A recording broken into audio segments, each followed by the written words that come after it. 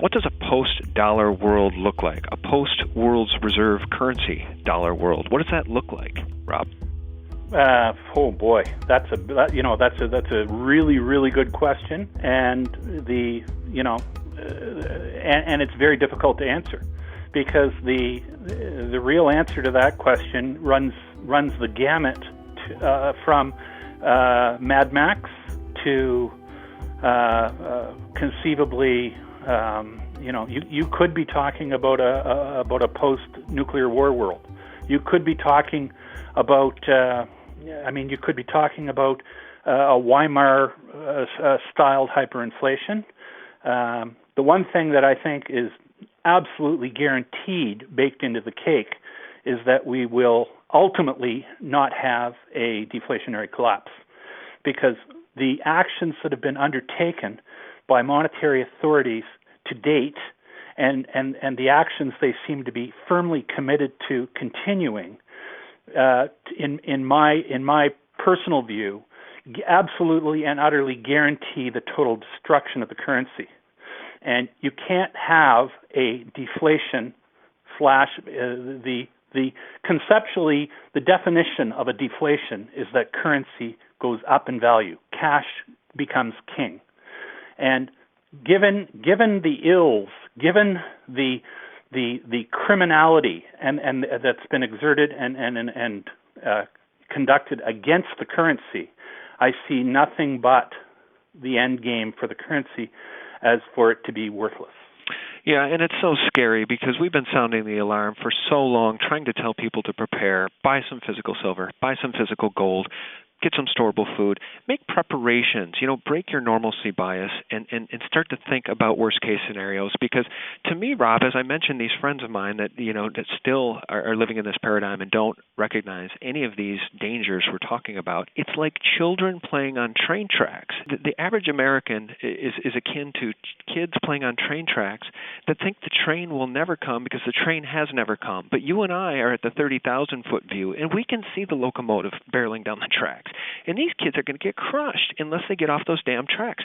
But nobody wants to listen to us. The average person, they just don't see it. It's a foreign language. You and I are speaking a foreign language. It's befuddling because we want to help people. So, any comment on that? Yeah, I agree with what you're saying.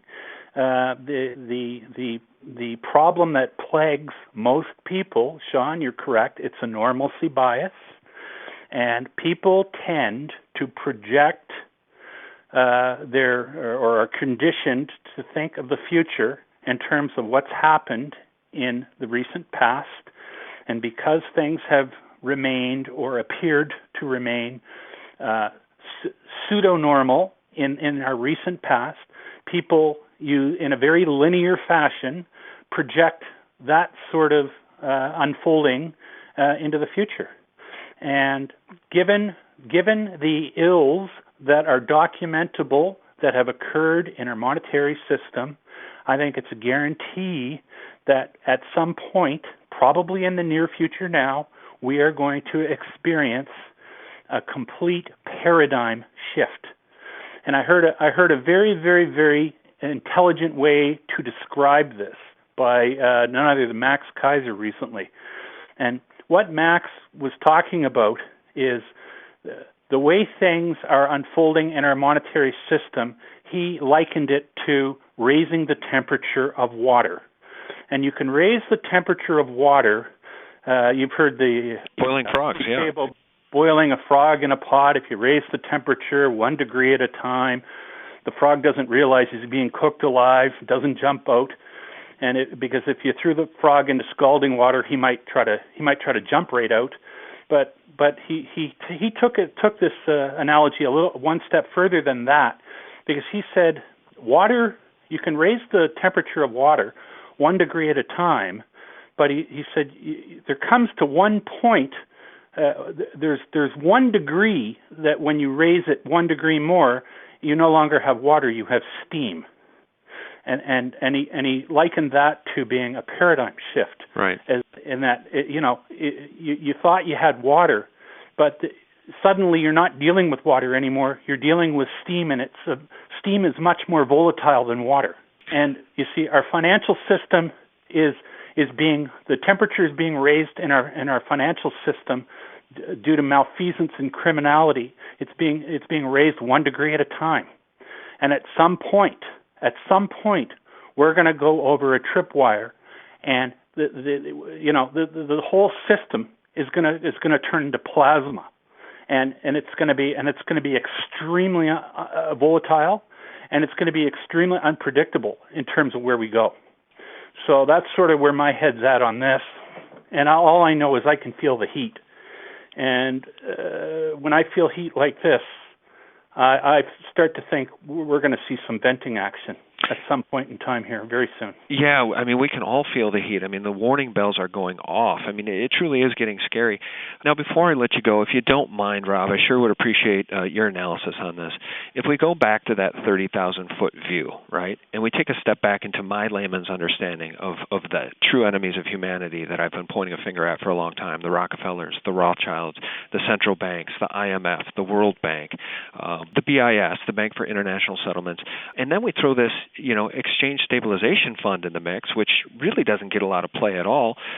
Who are the true enemies of humanity, and will they be defeated? Meaning, when this paradigm collapses, is there a chance humanity can rise from the ashes and we can live under an equitable system once again?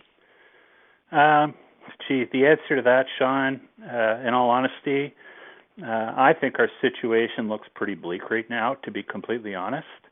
The people that are in control, I'm gonna suggest or liken it to the people that control our financial system are by and large the same people that are behind the globalist movement, and I think at the core of that you're going to find probably somewhere between 6 and a dozen old world, as in European old world, key banking families that pretty much control, the world's finances.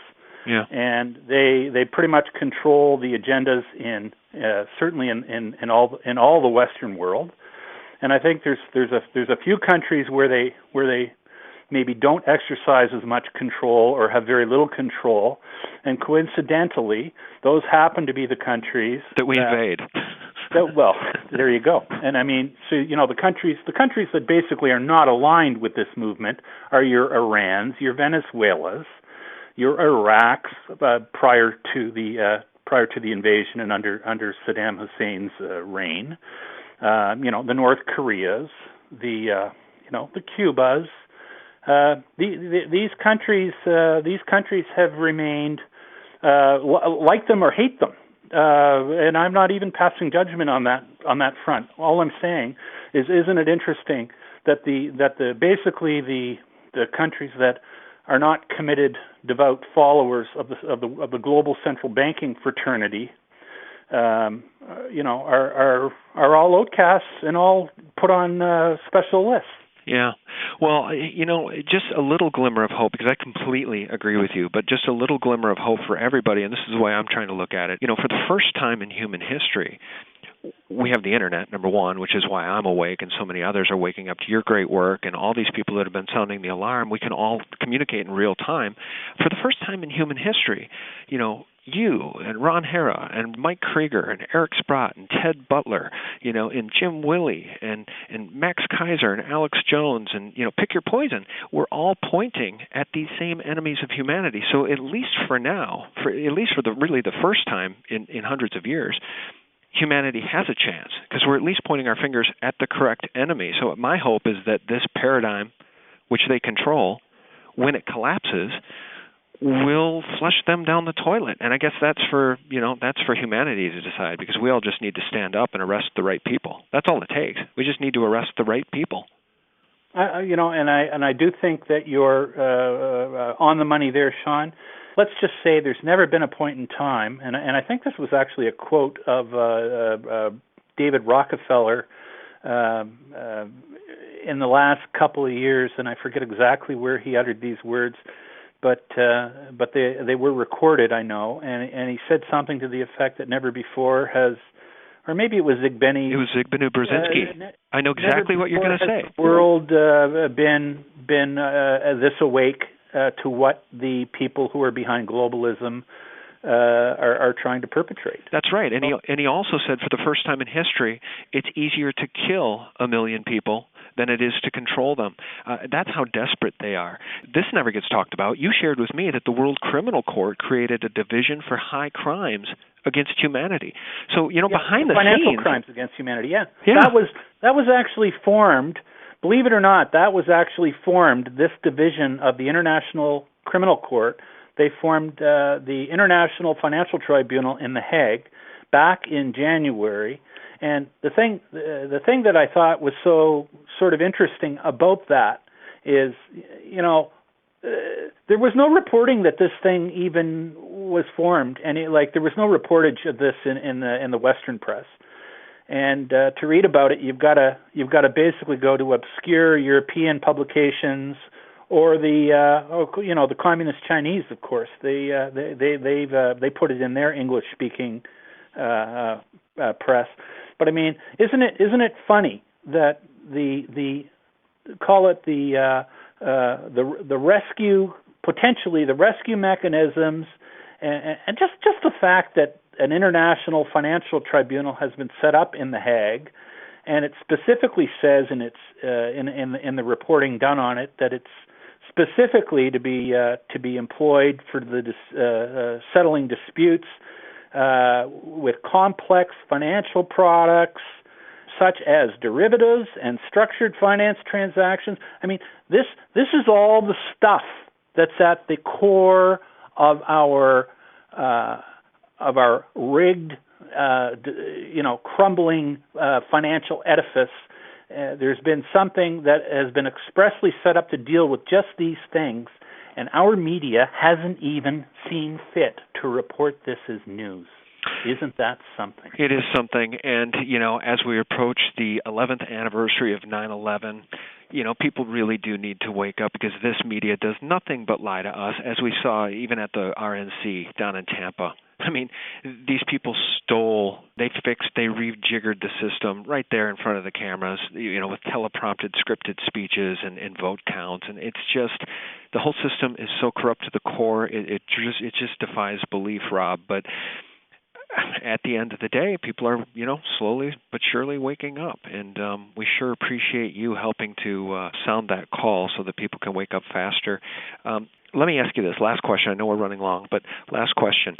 You're not in this country. I think you're up in Toronto, correct? Yeah. And I know Jim Sinclair has announced that he's moving out of the country. Perhaps he's already done that.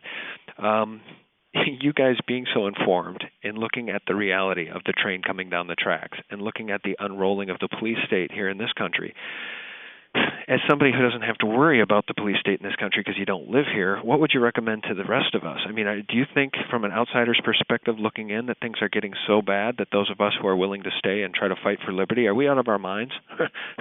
What should we do?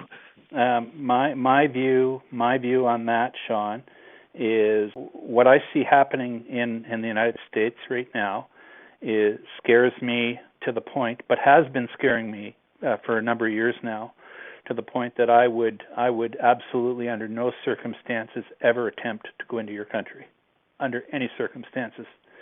And I mean, I've been invited to speak in your country, like all expenses paid, and I won't go. I under no circumstances. I don't even necessarily think Canada is a whole lot better, but all I'm saying is I feel more comfortable. I guess maybe there's a cliche. I feel more comfortable with the bugger I know than the one that isn't my own kind and isn't my blood.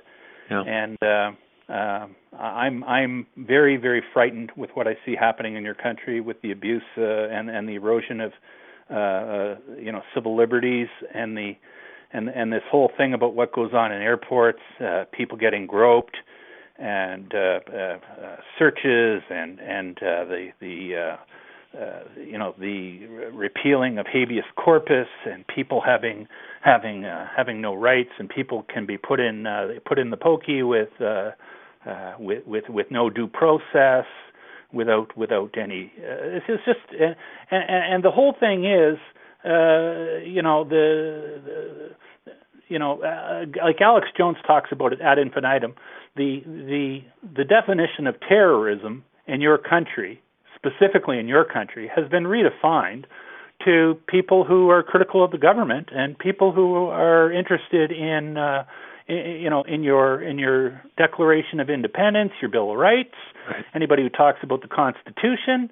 And that just scares the daylights out of me, because that isn't the America I grew up knowing and respecting. Yeah, it is worrisome, but at the end of the day, they've made themselves so transparently tyrannical that it's waking up more and more people. I'm still surprised, though, to your point, that people will put up with that kind of slave training at the airports, because it's really beyond the pale. So I think everybody just needs to opt out of those full-body scanners, and now they've got this thing where TSA agents are coming down the terminals even after you've gone through security, and they want to test your beverage for explosives.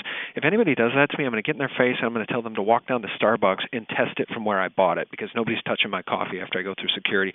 I've drawn the line in the sand on a lot of this stuff, and that's why I'm speaking out. That's why so many of us are, and it just feels great that so many of us are speaking out. So Rob Kirby, thank you for what you're doing. Thank you for your candor. Thank you for your intellect. Thank you for sharing all this and generosity of your time right now. We really appreciate it. You guys can find Rob Kirby at kirbyanalytics.com. And Rob, I sure hope we can talk again, anytime you want to. Thanks for that, Sean, and it's been very nice speaking with you. Rob, thanks so much. We really appreciate it. We'll talk to you again soon. Okay. Cheers, mate. Bye-bye. Well, that does it. Thanks for tuning in, and thanks for supporting. And if you don't mind, check out thelibertymill.com. Real news, 24/7, 365. Thanks for watching. Good night.